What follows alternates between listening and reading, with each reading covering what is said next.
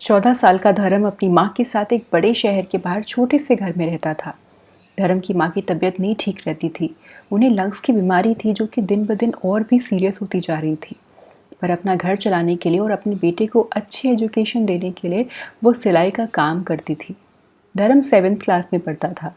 वो अपनी माँ से तो प्यार करता था, पर उसके आसपास बहुत सारी चीज़ें थी जिनकी वजह से उसका ध्यान हमेशा भटका रहता था।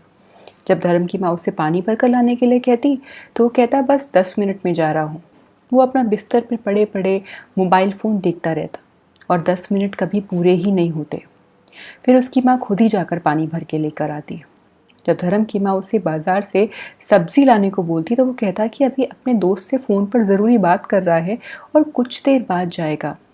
जब धर्म की माँ उसे स्कूल का काम करने के लिए कहती तो वो कहता कि अभी आराम करूँगा, कल काम पूरा करूँगा। गर्मी की छुट्टियां शुरू हुई। अब धर्म पूरे दिन घर पर ही रहता था।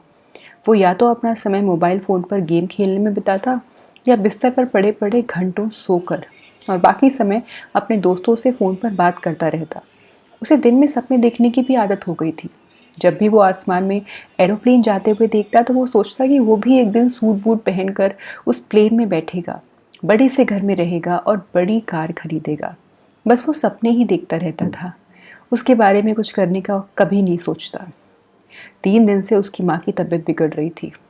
वो बीमार थी और कमज़ोर भी हो गई थी, पर फिर भी खाना बनाती रही और अपना सिलाई का काम करती रही। एक दिन उन्होंने धर्म से कहा कि बाजार जाकर उनकी मेडिसिन ले आए, क्योंकि सिर्फ 2 दिन की मेडिसिन बची है। धर्म आदत से मजबूर था। वो बोला, अभी 2 दिन की बची है ना, कल चला जाऊंगा। अगले दिन जब धर्म से दवा लाने को कहा गया तो वो बोला, दोस्त से बात करके शाम को जाऊंगा। और शाम को वो खेल कर आया और थक कर सो गया। धर्म की माँ कमज़ोर हो गई थी, इसलिए वो खुद भी नहीं जा सकती थी, इसलिए उसके पास कोई चारा भी नहीं था। अगले दिन जब धर्म ने देखा कि उसकी माँ की तबीयत और भी बिगड़ गई है तो वो दौड़कर मेडिसिन लाने गया। पर जब वो मार्केट पहुंचा तो देखा कि आज तो मार्केट बंद है। बाजार में एक ही केमिस्ट था, वो भी बंद था। वो खाली हाथ वापस आया। मेडिसिन नहीं मिली। पर धर्म की माँ ने उसे कुछ नहीं कहा, बस बोला कि बाहर से कुछ खा ले, आज वो खाना नहीं बना पाएगी। अब धर्म को उसकी माँ की चिंता होने लगी। ऐसा तो कभी नहीं हुआ कि माँ बिस्तर से उठे ही ना।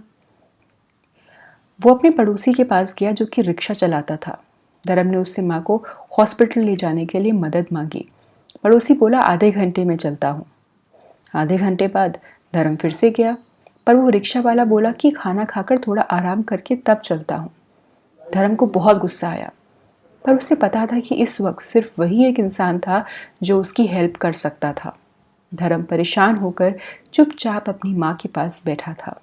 वो यही सोच रहा था कि माँ ने कितनी बार दवा लाने के लिए बोला था, पर इतने ज़रूरी काम को भी उसने टाल दिया।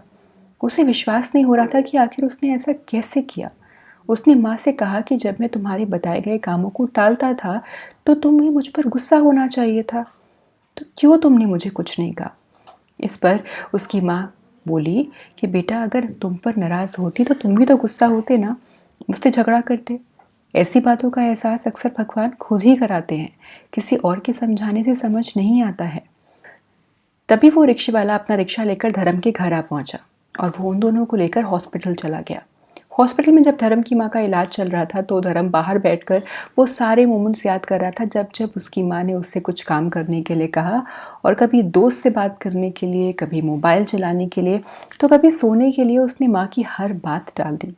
और तब उसे रियलाइज़ हुआ कि जब वही बिहेवियर रिक्शे वाले ने उसके साथ किया तो उसे कितना गुस्सा आया।